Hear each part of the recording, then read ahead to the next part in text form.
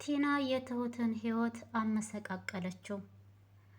ትሁት በዛ ቤት ውስጥ ሁሉም ሰው ወዷትና አክብሯት የምትኖር ልጅ ነበረች። ቲና ደግሞ በዚህ ሰዓት ከካሌብ ጋም ከሁሉም ጋር በመጣላቷ ከቤት ውስጥ ተባራ ትገኛለች። ይሄም ስለተከሰተባት ብቻ ካሌብና ትሁትን ለማጣላት ስላሰበች ትሁት ልጅ እንዳላት ካሌብ እንደማያውቅ ታውቃለች። ይህንን አጋጣሚ ካገኘሁኝ ብላ ለካሌብ እኔ ልጅ ልውለድልህ እያልኩ ስለምንህ ኖሬ አንተ ግን ከእኔ ልጅ መውለዱን እምቢ ብለህ የእንጀራ ልጅ ማሳደግ መረጥክ አይደል የሚል ንግግር ለካሌብ ትናገራለች። ካሌብ ደግሞ የቲናን ንግግር ሲሰማ እሱ ደግሞ ምን ማለት ነው ብሎ ነበረ የጠየቃት። ትሁት እኮ ልጅ አላት። ሰላም ሰላም! ውድና የተከበራችሁ የቻናሌ ቤተሰቦች እንዴት ናችሁልኝ? ደህና ናችሁ ወይ? ሰላም ናችሁ ወይ? እኔ ደህና ነኝ አልሐምዱሊላህ። እንዴት ተለመደው ወደ ቻናሌ በአዲስ ቪዲዮ ተከስቻለሁ። ቪዲዮ ስትጀምሩ ላይክ ቲናም ለካሌብ ትሁት ልጅ እንዳላት ከነገረችው በኋላ ካሌብ በደንብ አድርጎ ካረጋገጠ በኋላ ቀጥታ ወደ ቤት ነበር የሄደው። እቤት ሲሄድ ትሁት ሳሎን ላይ እያጸዳች ያገኛታል። የሰማሁት ነገር እውነት ነው በማለትም ሲጠይቃት ትሁት ደግሞ እየተደናገጠችና እየፈራችው እንዴ ካሌብ ምንድን ነው ምን ሆነሃል የሚል ጥያቄ ስትጠይቀው ልጅቷ ያንቺ ናት አይደል ልጅ አለሽ አይደል የሚል ጥያቄ ደጋግሞ ይጠይቃታል። ልክ ስለ ልጅቷ ሲያነሳባት የያዘችውን እያጸዳችበት የነበረውን መጥረጊያ ትጥለዋለች በድንጋጤ ማለት ነው። እውነት ነው ማለት ነው። በቃ አንቺ ልጅ አለሽ። በባለፈው ፎቶ ላይ ከአንቺ ጋር የተነሳችው ህፃን ልጅ ያንቺ ናት ማለት ነው። ለዛውም የተመስገን ከተመስገን ነው የወለድሻት እያለ በሚናገርበት ጊዜ ትሁት ከዚህ በኋላ ምንም አማራጭ እንደሌላት ገብቷታል። አዎ የኔ ልጅ ናት የተመስገን አይደለችም ትላለች። ኧረ እባክሽ እና ታዲያ የማን ናት? ያንቺ ብቻ ናት ማለት ነው እንዴ? የተመስገንም ነው የምትሆነው እያለም እንግዲህ ከተናገረ በኋላ ትሁቴ ያለውን ነገር ልታስረዳው ሞክራ ነበር። ካሌብ ግን ምንም አይነት ትዕግስት አድርጎ እሷን ሊሰማት ፈቃደኛ አልሆነም። በደንብ ከሰማት በኋላም ከዚህ በኋላ ምንም አይነት ነገር እንድትዋሸውና እንድታስመስል እንደማይፈልግ ነገራትና ቤቱን ለቃም እንድትወጣ ጭምር ከተናገረ በኋላ ወደ መኝታ ክላሱ በመሄድ በሩን ይዘጋል። ትሁትም እያለቀሰችና እየተጨናነቀች ወደ ክላሱ ሄዳ በራ አንኳኩታ እባክህን ያለውን ነገር ላስረዳህ፣ አንተ እንደምታስበው አይደለም እያለች ብትለምነውም ካሌብ ግን ለመጨረሻ ጊዜ በቃ አልፈልግም፣ ከዚህ በኋላ ሂጅልኝ፣ ምን ፈልገሽ ነው የሚል ንግግር ነበር የተናገራት።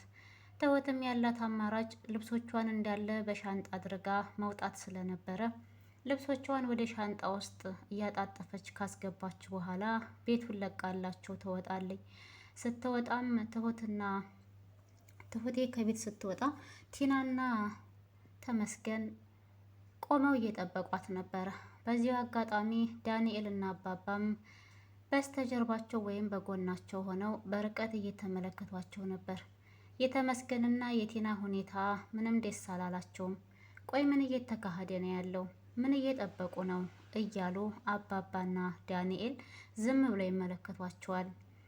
የሚጠብቁት ነገር ምን እንደሆነ ግራ ስለገባቸው እስከ መጨረሻው አብረው ቆመው እያዩም ነበር በርቀት ሆነው። ከዛም እንግዲህ እንዴት ተባለው ትሁት ወደ እነ ቲና ጋር ትመጣለች። አባባ ይህንን ሲያይ በጣም ይደነግጣል። እንዴ ቆይ ምን ተፈጥሮ ነው? ምን ሆና ነው ሻንጣዋን ይዛ ከቤት የወጣችው? ይላል አባባም።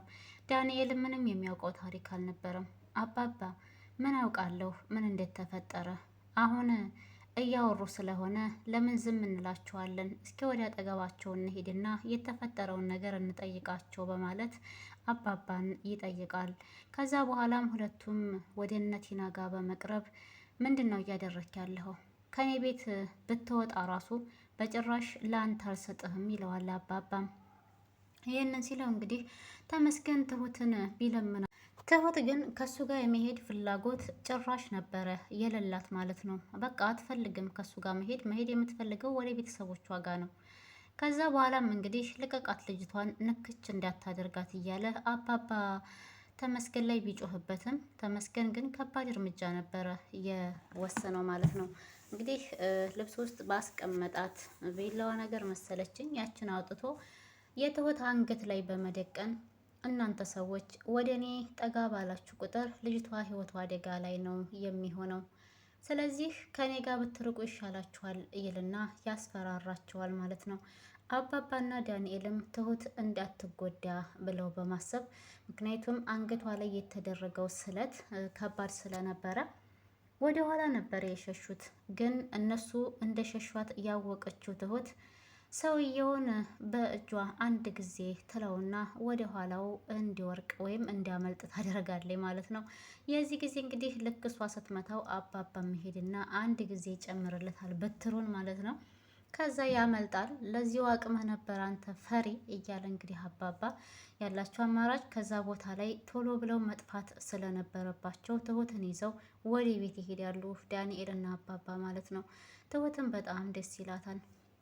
በመጀመሪያ ወደ ቤት እንሄድ ቶሎ ብለን መሄድ አለብን እያለ ሲል አባባ ትሁት ግን ቤት መሄድ እንደማትፈልግ ካሌብ ከቤት ውስጥ ውጭ ብሎ እንዲያባረራት ነበር የተናገረችው እና አባባ ደግሞ በጣም ይናደድና ቀጥታ ወደ ቤት ቀደም ቀደም ብሎ በመሄድ ዳንኤል እና ትሁቴ ከኋላ እንዲመጡ ያደርጋቸዋል። እቤት ሲገባ ካሌብ ሳሎን ላይ ቁጭ ብሎ ነበር ያገኘው። አባባ አንተ ቤት ውስጥ እያለህ ነው እንዴ ትሁት ቤቱን ለቃ ስትወጣ ዝም ያልካት ብሎም ይጠይቀዋል።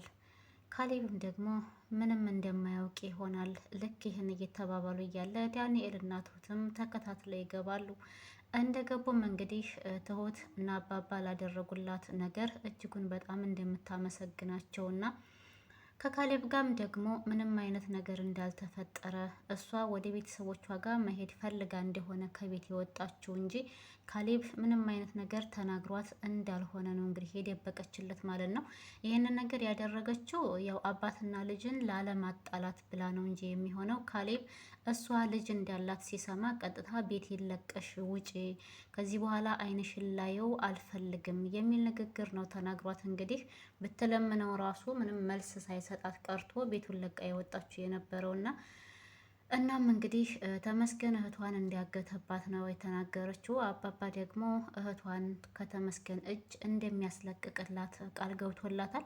ለዚህ ውለታውም በጣም እንደምታመሰግነው ነው እየነገረችው እና ካሌብም ቢሆን እኛ አንቺን የምንቆጣሽ ብዙ ነገር የምንናገረሽ ስለምንወድሽ ነው እንጂ ለአንቺ መጥፎ ነገር አስበን አይደለም እያላት ነበረ ማለት ነው። ካሌብ እንግዲህ ይህንን ንግግር ለትሁቴ እየተናገረ ይገኛል። እንደ ማንም ትሁቴ ከዛ ከመጥፎ ሰውዬ አምልጣ ወደና አባባ ጋር በመመለሷ ሁላችንም እጅጉን በጣም ደስ ብሎናል።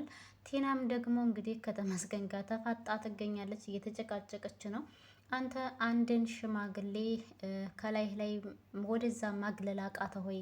አቅምህ ሁላ ጉልበትህ ሁላ ለእኔ ነው ወይ የሚበረታው? ባክን አትጩህብኝ፣ እኔ አልፈራህም። አንተ ማነህ ሲጀምር እያለች ነበር። እንግዲህ አንቺ ነሽ ያስመለጥሽኝ አይነት ነገር ነው እያላት የነበረው። ቲና ግን እንደምንም ብላ ሞክራለች። ትሁትን ከቤት አስወጥታ ቢያንስ ወደ ተመስገን ጋር እንድትቀርብ አድርጋት ነበረ። ግን እድሜ ለራሷም እንዲሁም ለአባባ መጀመሪያ ራሷ ናት ሰውየው ላይ ብትር ያደረሰችበት። ከዛ አባባ ማገዛት አመለጠ ማለት ነው ተመስገን። እና አሁን ላይ ቲና ናት እንግዲህ ተጋፍጣ ያለችው። በቀጣይ ክፍል ላይ ደግሞ ቲና ምን አይነት አማራጭ ትወስዳለች? እንደዚሁም ዳንኤል ከቲና ጎን ሆኖ ነበረ እየሰራ የሚመስለው፣ ግን ዛሬ ላይ በጭራሽ ከነአባባ ጎን ቆሞ ስላየችው ተናዳበት እሱንም ወደ የምትፈልገው ቦታ ከቀጠረችው በኋላ ምን እያደረክ ነው ያለኸው? አሁን አንተ ከማን ጎን ሆነህ ነው እየረዳህ እየሰራህ ያለኸው ብላን በምትጠይቀው ጊዜ ምንም አማራጭ ስለሌለው ከማንም ጎን ባይሆንም ግን ለጊዜው ከአባባ ጎን እንደነበረ ነው የተናገረው ማለት ነው። እያደረክ ያለው ነገር ልክ አይደለም፣ ወደ ራስህ ተመለስ፣ በኋላ ላይ ግን ከባድ አደጋ ነው የሚደርስብህ እያለች ዳንኤልንም እያስፈራራችሁ ትገኛለች ማለት ነው። ቲና መቼም ሁል ጊዜ ከመፎከርና ከማስፈራራት ወደ ኋላ የምትል ልጅ አይደለችም። ነገሮች ባይሳኩላትም እሷ ግን ከመፎከር ወደ ኋላ የምትል ሴት አይደለችም ማለት ነው። ቤተሰብ ለማንኛውም በቀጣይ ክፍል ላይ ደግሞ ምን ይፈጠር ይሆን የሚለውን ይዤላችሁ የሚመጣ ይሆናል። ለዛሬ እዚህ ድረስ ይበቃናል። ትሁት ከነ ቲናና እንዲሁም ከተመስገን በማምለጧ ደስ ያላችሁ ኮሜንት ላይ አስቀምጡልኝ። ለነበረን ቆይታ ከልብ አመሰግናለሁ። በያላችሁበት ሰላማችሁ በዝት ትረፍ ይበልልኝ እያልኩኝ በዚሁ ልሰናበታችሁ። በያለንበት አላህ ይጠብቀን። ላይክ፣ ሼር፣ ሰብስክራይብ ሀሳብ አስተያየታችሁን አስቀምጡልኝ። በሌላ ቪዲዮ እስከምንገናኝ ድረስ ባይ ባይ።